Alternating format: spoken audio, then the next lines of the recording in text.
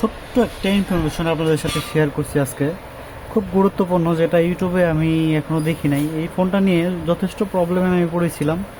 আমি global file দিয়ে যখন ফ্লাশ করি, ফোনটা বুট লোডার আনলক ছিল, ফ্লাশ করার পরে ফোনটা ডেড হয়ে যায়।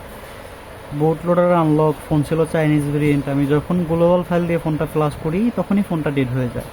এটা হচ্ছে রেডমি টার্বো 4 যে ফোনটা, এই যে রোডিন প্রোডাক্ট নেম, ঠিক আছে, প্রোডাক্ট নেম হচ্ছে রোডিন এই ফোনটা। তো জাস্ট অনেক কষ্ট করে ফোনটা লাস্ট পর্যন্ত রিকভারি করি। তো কারো সলিউশন যদি লাগে তো আমার সাথে যোগাযোগ করতে পারেন, কারণ এই ফোনটা নিয়ে যথেষ্ট পরিমাণ ভোগাইছে আমাকে। তো এটার সলিউশন ইউটিউবে নাই, ইউটিউবে পাবেন না, কোথাও পাবেন না।